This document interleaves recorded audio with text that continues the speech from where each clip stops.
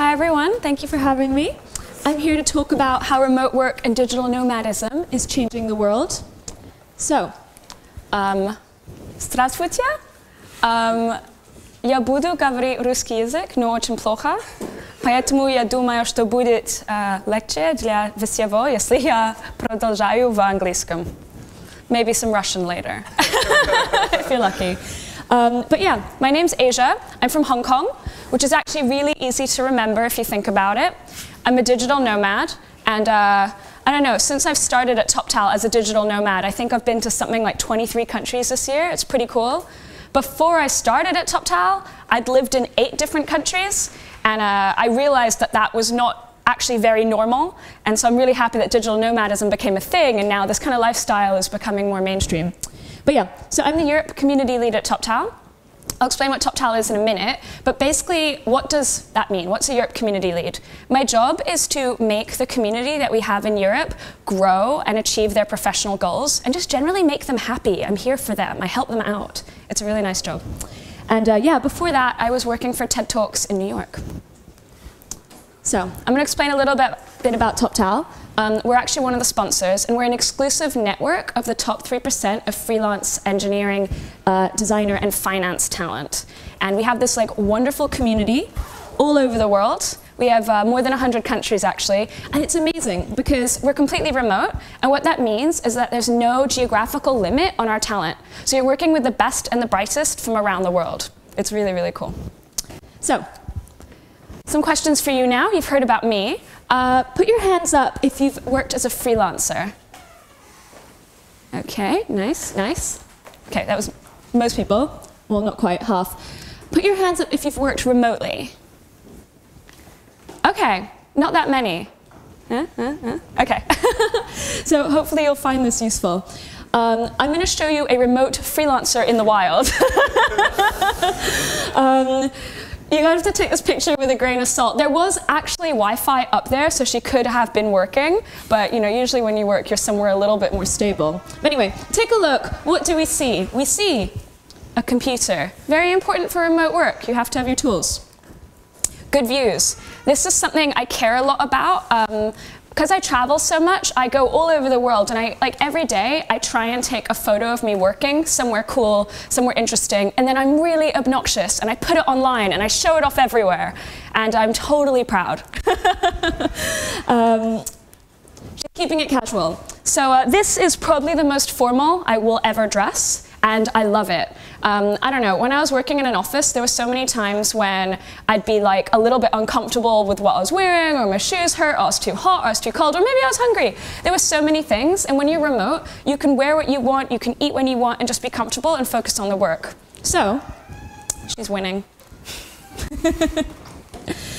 So, now you know what a remote worker looks like, I'd like to take you through some best practices. I think remote work can be a bit challenging for some people, but with effort, I think it really can work for everyone. So, first things first, know yourself. Have a think about your working style. Have a think about, am I ready for this? And if you're not sure, maybe try and do a bit of part-time work. So keep your day job and do some freelance remote stuff on the side, see how you feel, get into the communication flow, that kind of thing. Think about the kind of hours you like to work. So are you an early bird or a night owl? This is actually really important, not just if you're a remote worker, actually. I've thought about it, and I know how I like to work, so it helps me structure my day. But if you, for instance, and I know a lot of developers are like this, like to work from midnight till 4 in the morning, you need to be on a team that can accommodate that, right? I'm pretty boring. I just work 10 to 6. It's pretty normal. But I tend to do kind of the strategic thinking and the quieter stuff in the morning because I haven't had my coffee yet and I'm just waking up, and it's probably best I don't talk to people quite yet. And then in the afternoon, once I'm awake, once I'm alive, there's joy in the world, that's when I start talking to people and kind of connecting and doing all that kind of thing. So everyone's different though, but you have to know yourself. Productivity. This is something very important for a remote worker, because if you're working remote, you have a manager probably, but at the same time, you really have to be self-directed. You have to make sure that you're doing stuff. Remote work is very results-oriented, but you have to kind of sit down and get those results. So that's definitely something to think about. And if you know you have productivity issues, come up with strategies for that before you embark on some remote work. A way to do this is to know your weaknesses. For some people, it's eating junk food. For some people, it's too much coffee. That's me. If I have more than 2 cups of coffee a day, I go completely mad. So I have to be really careful with it. Or for some people, it's social media, right? Yeah. It's definitely a vice. And so if you, on your phone, you can actually check in your settings how much usage you have on various apps. I would recommend doing this with caution. Honestly, if I knew how much time I spent on Instagram, I'd probably have a heart attack. So, but I know that I get my work done, Instagram notwithstanding, so it's fine. But there's different methods you can do as well to kind of take you away from social media. So there's apps you can use that kind of put it on a timer so you don't use it. Or you can if you need Facebook for work, you can have a Facebook work account and then your private one, or same for whatever social media you have. Or you can go really hardcore and just delete the app from your phone. Which I've done sometimes. I'm like, no, delete. I'll deal with that later. And then the whole hassle of redoing it and putting in your password, it's a good deterrent and it stops you using it again. Ooh. Okay. Another good technique is the Pomodoro technique. Does anyone know this? Yeah? Okay. It's really good actually if you kind of just need to get something done and get your head down. I'll explain it quickly. So basically you have a little timer that's shaped like a tomato, which is why it's called the Pomodoro technique. You don't need the timer though. And what you do is you work in little sprints. So you have 25 minutes of work, 5-minute break, and then you write it down on a piece of paper. You do this 4 times, and then you have a much longer break. And it's actually pretty amazing for just getting stuff done. So I'd recommend that. So you've got your productivity in check. Now, have a think about where you like to work. So for me, I only discovered this when I went remote. I really like coffee shops. There's something about it, I don't know what it is. I think it's there's caffeine available and it's there if I need it, but I don't have to have it. There's kind of a low level of activity around me, so I'm around people, but they're not talking directly at me. Most coffee shops that I go to are adorable and hipster. Excellent opportunity to take photos to splash around the internet. You're getting an idea of what I like to do, right? So yeah, the downside of coffee shops is they can be noisy. So if you have meetings, especially if they're client-facing, you might not want to do that because it's not very professional if it's really, really noisy. What else? It's hard to find plugs sometimes, and sometimes the internet can be a little bit temperamental. It's always you're taking a slight risk unless you know that coffee shop well. But it might be a risk worth taking. You can always use your phone as backup. Co-working spaces. This is another option, again with their pros and cons. It's nice because you're getting out the house, you're seeing people, that kind of thing. But they're not all they cracked up to be. It really depends. I was at a co-working space on Monday and the Wi-Fi was awful. Much worse than a coffee shop. And I was horrified because I was like, this is an important phone call. This is not a good look. So anyway, I had my backup plan, obviously, but it wasn't ideal and it was quite stressful. It was also really crowded. This happens too. And they were playing really loud music. So that co-working space was not ideal. They can also just be yeah, really crowded. This mouse doesn't work. Anyway, you see what I mean. But it is a nice way to kind of get together with friends, maybe something to do every once in a while. Where I live now in London, co-working spaces are also really, really expensive. So it's not the kind of option I go for usually. And then some people have an exotic home setup. At Toptal, we're actually quite almost competitive about our home setups. It's quite fun. People have really kind of doctored their homes. Some people have the standing desks, some people have the little stand things. I don't think this is a real desk. But I like what this person's done with it. So you see they've got the comfy chair, they've got the 2 screens, they've got the exotic aquarium view to be soothing and help you with concentration. Whatever your setup, make sure you get it at home, and it's a nice way to get your work done. So, oops. Having said that, no matter how nice your setup is, you have to get out of the house. If you're remote, you're not commuting, right? That means that you're actually there's a risk of being slightly unhealthy because you're not getting up and moving. But also, if you're not getting up and moving, you're literally not seeing people. And that's really bad. So get up and get out of the house at least once a day, even if it's cold and miserable outside. You got to get out the house. So something I like to do is just go for a walk. I just like get up and go for a walk. And then because I like to think ahead and plan, I'll be like, okay, now I'm out, I'm gonna buy my groceries and I'm gonna have that for lunch. It's gonna be healthy, it's gonna be great. So, you know, you can incorporate your everyday to-do tasks with your walk. And if you're worried about like people saying, where are you? I actually just leave a note in my calendar that says like, I've gone out or I'm having lunch. And I might update Slack with like a little walking emoji, something like that.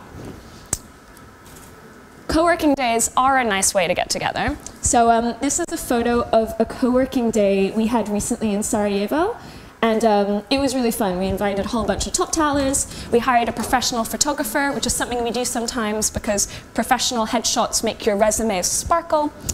And we also try and have professional development sessions as well. So we'll do like workshops or goal setting. So it's more than just getting together and working. It's like we're helping you grow in some way. But yeah, they're a really great way to get together, get out the house. And we're actually having one on Monday at, let's see if I remember this, Kto Takoje John Galt? Do you guys know it? Yes. Yeah? Okay, so if you're interested in coming, it's totally open. Please come join us on Monday. The co-working will be 10 till 6, and then 6 till 7, we're gonna have a demo session. So if your Toptalers will come and showcase the cool stuff they're working on, everyone is welcome. If you can't remember that, come see me at the end, or if you find anyone in a Toptal t-shirt, just go ask them and they'll tell you the details. So, time zones. If you're working remote, you may well come across people in different time zones, and this can be challenging, but doable, right? So, one thing I would say is whatever time zone you're in, you probably have flexible hours, make sure you go to your meetings. Your meetings are the most important thing. That's when you're with your team, that's when you gel and bond, and so that's your main priority. Also, when you're setting meetings with people, be considerate of their time zone. I work with a lot of people out in San Francisco, and sometimes they forget where I am, and they'll like schedule a meeting at 2 in the morning my time, and I'm like, you know, I'd love to go, but that's a bit late for me. Like check my calendar, that kind of thing. So you should be considerate of that. And there's some great tools. So something I absolutely live by is World Time Buddy. It's amazing. You can just put the cities in, and then there's a little thing that shows you the time in all the cities. And then there's another extension I use called Amazing Clock, and it is pretty amazing. No, Awesome Clock. And it's just an extension, so you just click on it and it comes down and it shows you lots of different clocks. So you don't even have to leave your tab. You don't even have to leave what you're doing. You can just concentrate and see the time, book that meeting, done. And one last note on meetings. If you are working with clients in the Americas, daylight savings time can be quite complicated. So in Europe, we just had this, right? In Europe, daylight saving time starts 2 weeks before in the Americas. So there's about 2 weeks of complete chaos, to be honest, because if you have a regular meeting, the time will change, and so there might be clashes, there might be that kind of thing. The way to get around that is to have everyone on your team set their calendars to the same time zone. So if you set all your calendars to Belarusian time, then they will all kind of move together like that, and it will solve any sort of problems like that. One thing I would say is whatever time zone you're in, make sure that you work at least 4 hours overlap with your clients. That way you can do all the communication you need to do. And actually, it's quite nice to have 4 hours of not communicating, because that's when you can get your head down and do the strategic work, right? I was going to say something else about this. Yeah. If you're traveling or in an awkward time zone, consider splitting your day. So when I go to Hong Kong for the holidays, it's significantly far ahead of Europe, and I'm the Europe lead, so I have to be there in Europe time. So what I do is I get up in the morning, check Slack, check my emails, make sure everyone's okay, everyone's happy, great, and then I go and do my day. And then I start work again in the afternoon. And so it's nice because you kind of have a few different touch points, and it gives me the flexibility to do my day and do whatever I need to do, and still have the overlap with the people who need me in Europe. Work-life balance. So if you are working remote, it's pretty amazing. I know that a lot of, more than a third of Toptalers are parents, and they are freelancers because it gives you that flexibility to kind of look after your children and have a really good home life. But it does take a little bit of planning, and also setting boundaries. I think this is really important, actually, because it's very easy for your work life to bleed into your home life if you let it. So a good way to set boundaries is to have solid working hours. So as I said, I'm quite boring. I just work like 10 to 6, something like that. And after 6, I turn my notifications off. I'm done, goodbye, see you tomorrow. I know that if something's really urgent, people can call me, and then I'll pick up the phone and deal with it. But you know, it's probably going to be okay. And at the weekends as well, I turn my notifications off. I really do try and have those boundaries. Physical boundaries are actually quite good as well. There are certain places in the home that are good for working and certain places that are not. And by that I mean your bed. It is very tempting to work in bed. Trust me, it really is. It's so nice and warm in there. You've just woken up and you're like, oh, I'll do that, I'll do that. Before you know it, you've been in bed working for 3 hours. Not a good look. It's not good for you. It's not good for your back. It's not good for anything. So what I like to do is I have my table. I go to my table, I do my work. That's my work table. I have my seat at the table. Everyone has different things. Some people have their own home offices. If you do have a home office, or let's say you share your home with family or friends or whatever, another good idea is to let them know that like when you're in your office, you're working. Just because you're working remote doesn't mean you can like go pick up the kids or you can like, you know, do this or that in the middle of the day. You need to let them know that this is your job, this is your livelihood, and you can't just like have interruptions here or there. I'm really strict about this, but it works. So, I've explained the basic tenets of being a good remote worker. Why not take it one further and try out digital nomadism?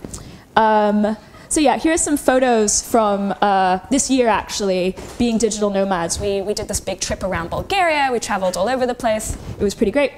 And I'd say there's 2 types of digital nomads. Quick question, how much time do I have? 40 minutes at all. Okay, yeah. Got it. So there's 2 types of digital nomad, I would say. There's the people who have a base and they work remote, so they have their base and then they kind of travel. So my colleague Ines and her husband Damir, who both work for Toptal, have this fabulous life where they live at home in Sarajevo for a month and then they go to Thailand for a month. And then they go home to Sarajevo for a month and then they go to Japan for a month. And it's really great. The only downside is they have cats, which is like the constant struggle in their life, finding people to look after the cats. So they're like one type of digital nomad. Then there's the other type, more like me, people who just kind of don't really have a base. Since I started at Toptal about a year and a half ago, I haven't really lived anywhere.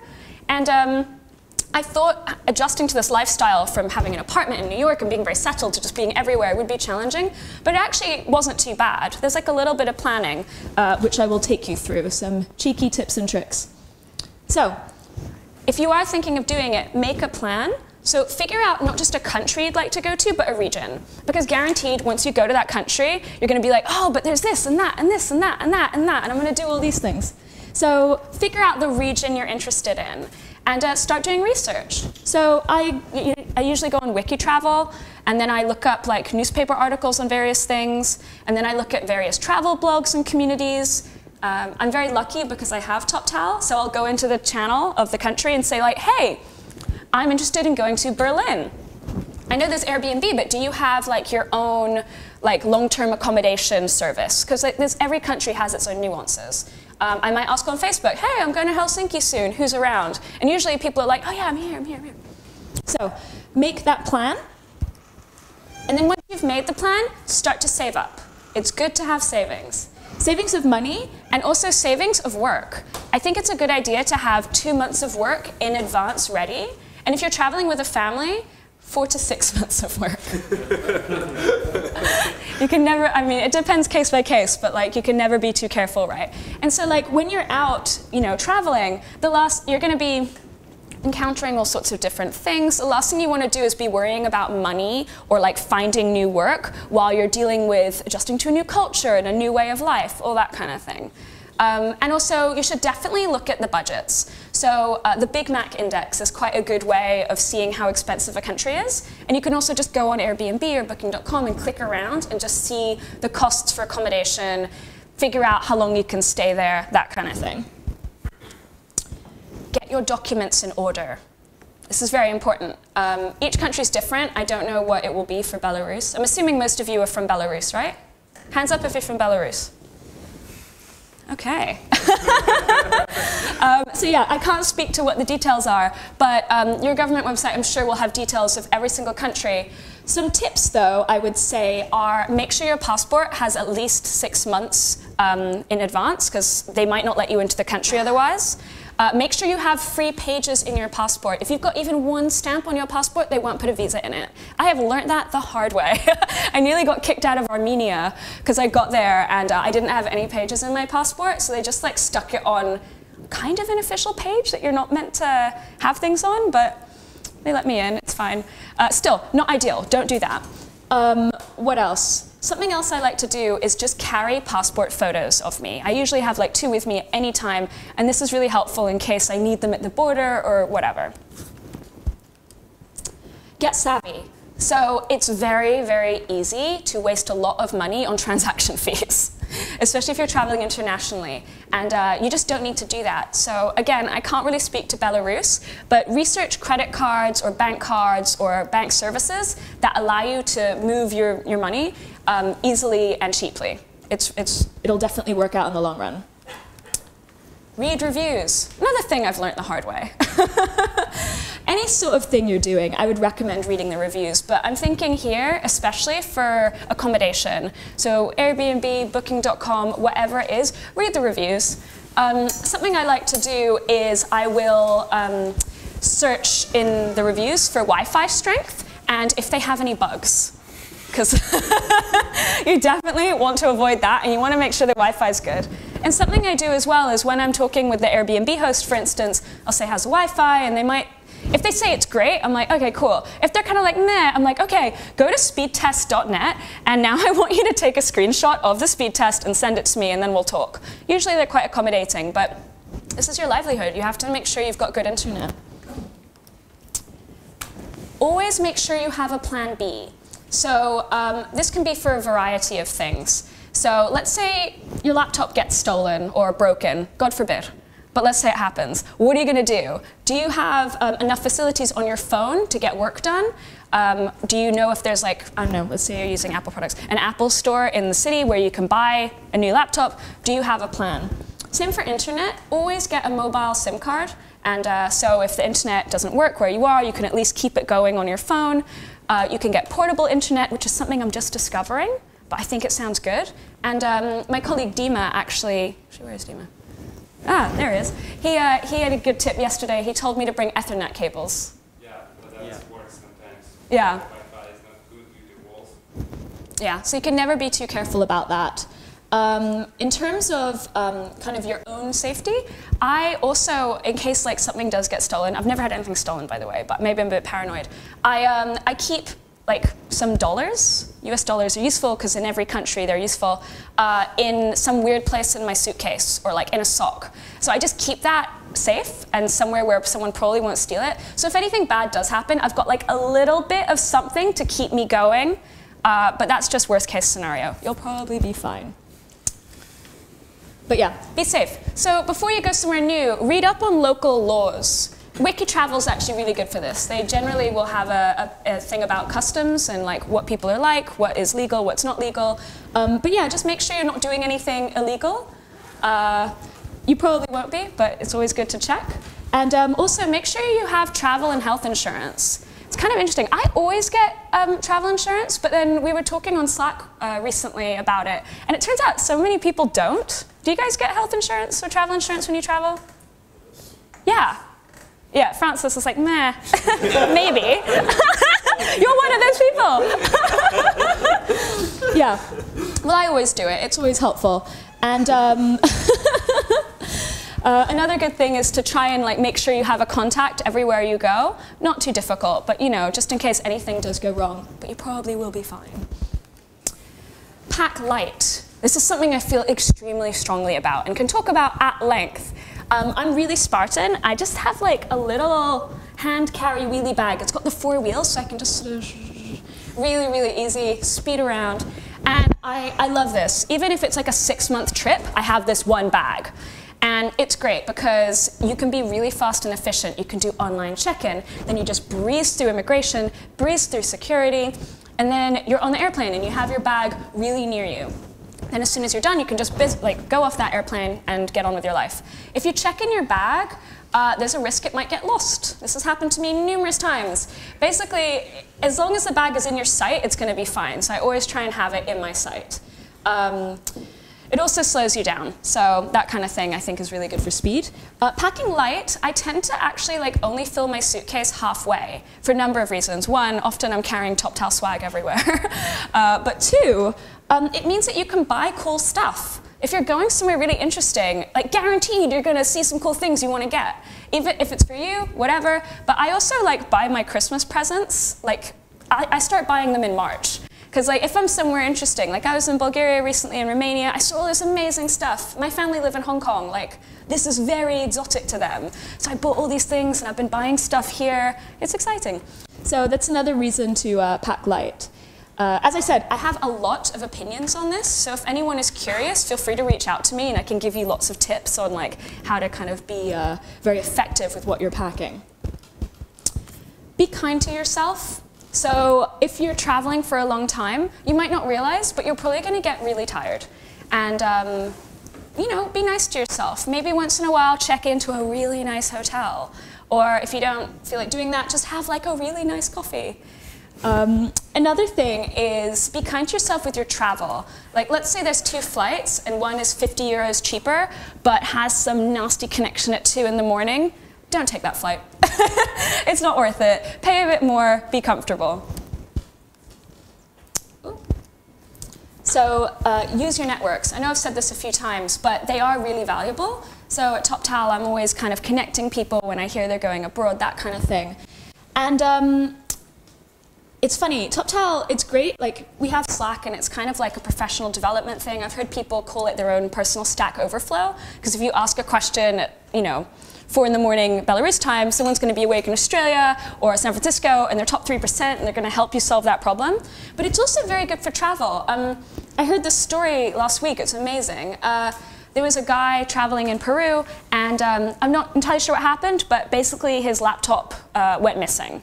In fact, I think everything went missing. I think it was quite bad.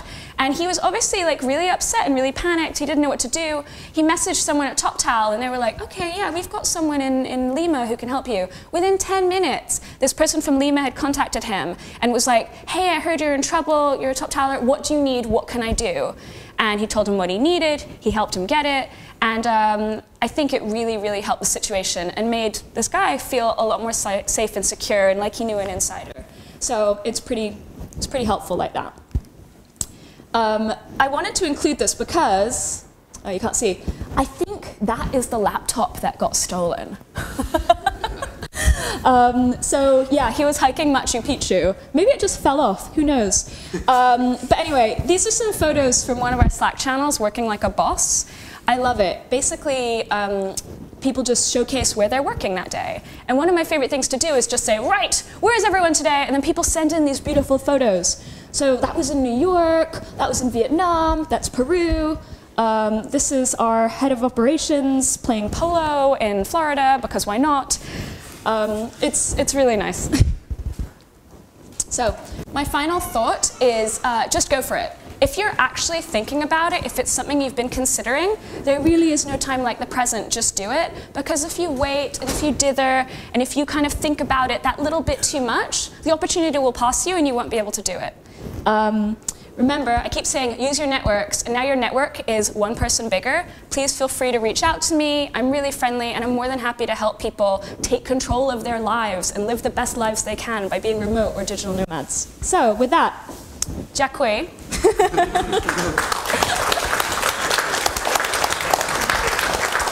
And yeah, here are my contact details. Feel free to take a picture, save it for later, reach out to me. And if you'd like to know details of the co-working day, shoot me an email or tweet, and I can send you the official link. Cool, thank you. So we have like 10 minutes for questions. If you want to ask questions in Russian, it's okay. I will help you to translate. For Asia, Spasibo. so yeah. Are there any questions for Asia? Okay, let me begin. I have one. Have you ever felt tired of traveling a lot? So is it like cool for much amount of time to travel? I guess there are times when I go really intense. And then I'm like, okay, I'm done for a bit. But then as soon as I'm back in London, I'm like, wait, what am I doing here? I have to go again. But yeah, we had, in September, we sponsored 3 conferences and 3 weekends in a row. So we sponsored Eurocode, and then WebCamp Zagreb, and then GDG DevFest Ukraine. And it was wonderful, and we had a great time and met lots of great people. But by the end of it, working 3 weekends in a row, I was very tired and just wanted to be home and in a place where I knew the internet was stable and everything was easy and I knew what to do. But that lasted, I'm not kidding, like 3 days. And then I was like, let's go, planning my next trip. That's cool. Yeah. So, any more questions? Yeah, please. I have a question about your vacation.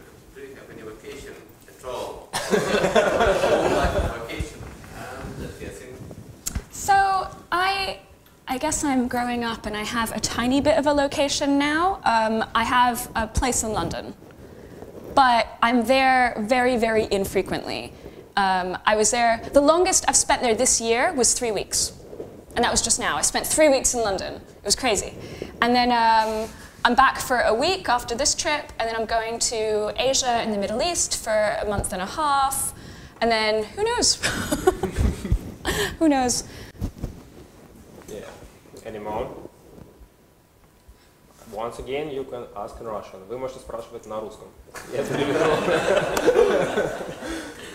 Где вы начали изучать русский язык? We started to Я learn училась. Russian language. Okay, you don't need any help. Я училась русский язык в университете в Англии, в Манчестере. И потом я жила в Ярославле через 6 месяцев. That's cool. Спасибо. Но я училась 8 лет назад, поэтому я почти весь забыла. Забыла. This is not the same, забила. Oh, really? Yeah. Oh, God, what did I just say? Okay. I don't even want to know. Yeah, I would say the information about your demo day for the audience in Russian once again. Okay. So yeah, в понедельник в коворкинге «Кто такой Джон Голд» Toptal будет проводить свой демо-дэй. Он будет проходить с 10 до 6. Точнее, с 10 до 6 будет проходить коворкинг дэй, и с 6 до 7 будет проходить демо-дэй, где несколько коллег Asia соберутся и продемонстрируют проекты, над которыми будут работать. Это для тех, кто не понял во время разговора. Вот. Есть еще вопросы? Any questions? Я хочу сказать что-то. Если вы хотите принимать, фотографировать этого, и я могу послать вам сообщение с информацией о Coworking Day и Demo Night. Окей. Фотографируйте, свяжитесь, вам отправят сообщение. Cool. Thank you.